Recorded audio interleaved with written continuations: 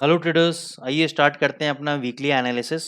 और weekly analysis के अंदर मैं आपको बताऊंगा कि कहाँ कहाँ पे आपको ट्रेडिंग अपॉर्चुनिटीज़ देखने को मिलेंगी, क्योंकि दोस्तों ट्रेडिंग अपॉर्चुनिटीज़ वहीं पर ही देखने को मिलती हैं जहाँ पे आपके डेटा इवेंट्स होते हैं।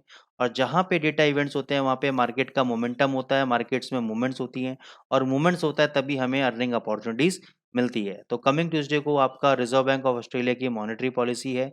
लास्ट मंथ इन्होंने इंटरेस्ट रेट्स को इंक्रीज़ किया था और पूरे वर्ल्ड को चौंका दिया था। देखो यहाँ पे लिखा भी हुआ है कि the Reserve Bank of Australia caught markets off guard when it hiked rates last month. अब ऐसा क्यों बोला जा रहा है? क्योंकि लास्ट मंथ क्या था, ये आपके यूएस डेट सीलिंग क्राइसिस का एक बहुत बड़ा इशू चल रहा था आपका। अमेरिकन इकोनॉमी एक यूएस रिसेशन के से निकल रहा था कि भाई एक एक्सपेक्टेशन था कि यूएस एक रिसेशन के अंदर चला जाएगा, क्योंकि जो यूएस डेट सीलिंग का क्राइसिस है एक बहुत बड़ा क्राइसिस था। और इस बीच रिजर्व बैंक ऑफ ऑस्ट्रेलिया ने अपने इंटरेस्ट रेट्स को इंक्रीज किया।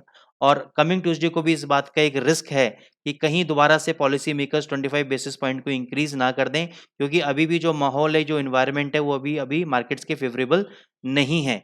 लेकिन सारा कुछ डिपेंड करता है इकोनॉमिक डेटास की तरफ। और जब मैं ऑस्ट्रेलियन मार्केट्स का डेटा मैंने एनालिसिस किया तो ये पाया कि डेटा जो है मिक्स डेटा आपका आया है, जो कि रिजर्व बैंक ऑफ ऑस्ट्रेलिया को थोड़ा-सा फ़ोर्स कर सकता है कि इस वक़्त जून महीने के अंदर वो इंटरेस्ट रेट्स को इंक्रीज़ ना करें और वो स्टेटमेंट दे दें कि we should pause to get a better picture of what is happening in the economy, ताकि इकोनॉमी के अंदर वो और डेटाज़ को देख सकें।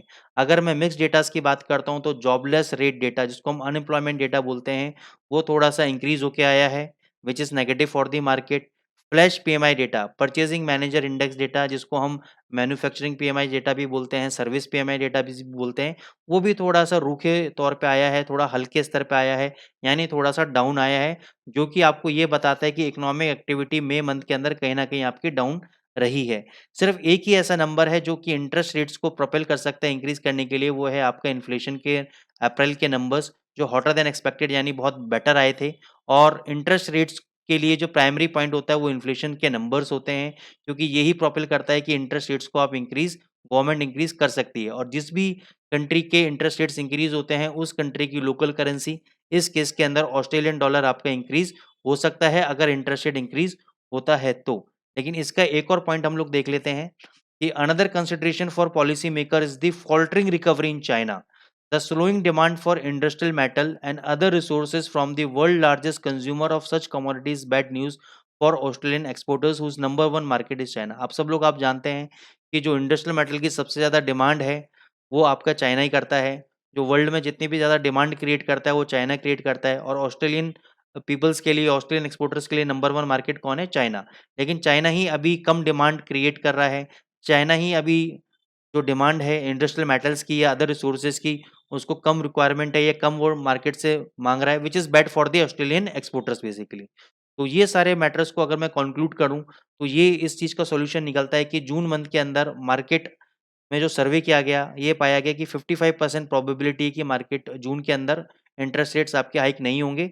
लेकिन येस, अगस्त मंथ के अंदर आपका 25 बेसिस पॉइंट हाइक होना चाहिए और इस बात को मार्केट ने ऑलरेडी फुल्ली प्राइस इन कर लिया है।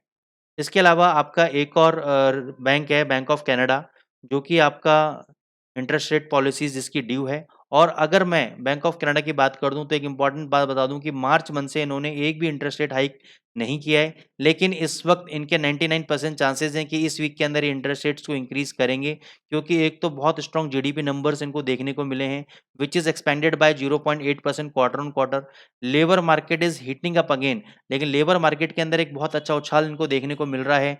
लेबर मार्केट के अंदर अच्छी जॉब्स डेटाज़ इनके पास आ रहे हैं और जो हेडलाइन इन्फ्लेशन नंबर्स हैं, वो अनएक्सपेक्टेडली एक्सेलरेटेड हुए हैं अप्रैल के अंदर। तो ये सारे डेटाज़ पॉजिटिव हैं और सारे डेटाज़ प्रॉम्प्ट करेंगे गवर्नमेंट को कि इंटरेस्ट रेट्स को इंक्रीज़ करा जाए। तो दोस्तों आइए चलते देखते हैं कि हम टेक्निकल पॉइंट ऑफ व्यू से कहाँ-कहाँ पे ट्रेडिंग अपॉर्चुनिटीज़ है, कहाँ-कहाँ पे आप ट्रेड्स ले सकते हैं, कौन से सपोर्ट लेवल्स हैं, इंपॉर्टेंट डिमांड लेवल्स हैं। तो उसके लिए हम टेक्निकल चार्ट्स में चलते हैं। तो सबसे पहले मैं देखता हूँ डॉलर इंडेक्स की तरफ। डॉलर इंडेक्स में सबसे बड़ी प्रॉब्लम क्या आ रही थी आज के टाइम में? यूएस डेट सीलिंग को लेकर आ रही थी। यूएस डेट सीलिंग का मतलब क्या है? सीलिंग की अगर मैं बात करूँ तो उसका दूसरा नाम है लिमिट। यूएस डेट लिमिट, कि आप एक लिमिट तक ही उधार ले सकते हो। तो इनकी एक लिमिट थी 31.2 ट्रिलियन डॉलर्स की, जो कि ऑलरेडी आपकी लिमिट एग्जॉस्ट हो चुकी है। तो 1 जून को ये डिसाइड किया गया था कि भई इसके लिमिट को इंक्रीज़ करेगा गवर्नमेंट या नहीं करेगा, तो गवर्नमेंट ने सबसे बड़ी बात है कि एग्रीमेंट पे साइन कर दिया है, इसकी लिमिट को एक्सीड कर दिया है, जो कि एक अच्छी न्यूज़ है अमेरिकन इकोनॉमी के लिए, जिस वजह से आपको फ्राइडे के दिन डॉलर इंडेक्स के अंदर एक तेज़ी नज़र आई। ये फंडामेंटल ग्राउंड्स था। टेक्निकल ग्राउंड्स के बेसिस पे जब तक ये 104.40 के ऊपर ट्रेड नहीं करता, ये ऊपर जा सकता है 30 तक, 50 तक, लेकिन जब तक इसके ऊपर क्लोजिंग नहीं देता डेली चार्ट में, ये अभी बेयरिश सिनेरियो के अंदर है, ये वापस आपका नीचे आ सकता है। यूरो यूएसडी की तरफ हम लोग चलते हैं। यूरो यूएसडी में एक क्योंकि डॉलर इंडेक्स एकदम रिबाउंड दिया था, तो यूरो को तो गिरना-गिरना था क्योंकि इनवर्स रिलेशनशिप है। ये 660 तक 1.0660 तक आपका ये नीचे गिर सकता है। 707 चल रहा है, 40 पिप्स की और गिरावट आ सकती है इसके अंदर। इस लेवल पे आप इसको बाय करके चलें। 600 का अपना स्टॉप लॉस लेके चलें आप। 600 का जब स्टॉप लॉस लेके चलेंगे, वो भी क्लोजिंग बेसिस पे, तो यहाँ से आपको 40 या 50 पिप का बाउंस बैक मिलता है, तो आप प्रॉफिट बुक कर सकते हैं।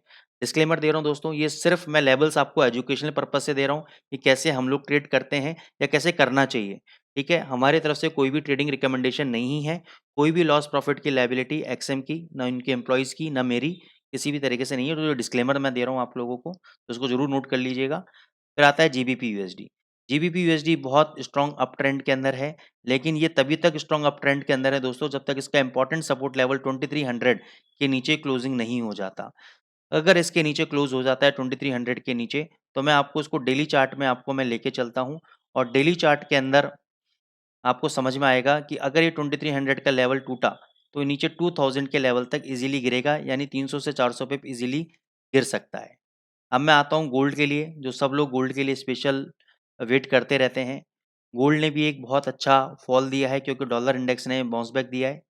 गोल्ड के साथ भी इन्वर्स रिलेशनशिप है आपका डॉलर का और गोल्ड का आपस में। ये 1935 इसका एक स्ट्रॉन्ग सपोर्ट ज़ोन है दोस्तों। 1935 के नीचे ट्रेड होगा तो पहला टारगेट आपका 1925 का होगा, दूसरा टारगेट आपका 1915 का होगा।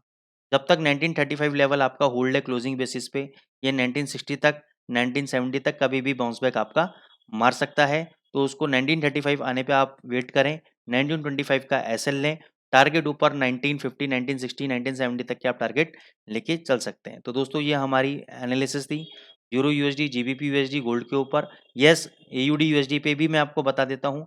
एयूडी यूएसडी पे क्योंकि मॉनेटरी पॉलिसी उसकी आने वाली है, तो डेफिनिटली अगर कुछ भी मॉनेटरी पॉलिसी में ऐसा कुछ होता है, देखो यहाँ पे एक बेयरिश एनगल्फिंग कैंडल बनाया है, स्पिनिंग टॉप कैंडल बनाया है, तो कि बेयरिश सिग्नल बता रहा है, तो ये इजीली आपका 6500 तक इजीली गिर सकता है। तो यहाँ से ये आपका 100 पिप सॉरी यहाँ 6500 तक आपका इजीली गिर सकता है। तो ऐसे 100 पिप की गिरावट आपको कभी भी देखने को मिल सकती है। लेकिन पूरे वीक के अंदर अगर आपको 6500 मिल जाता है, और जो आपके लिए गोल्डन अपॉर्चुनिटी होगा बाय करने के लिए, स्टॉप लॉस लगाइए 6450 का, और यहाँ से आपको एक 100 पिप का बाउंस बैक ऊपर देखने को मिलेगा। दोस्तों ये हमारी एनालिसिस थी।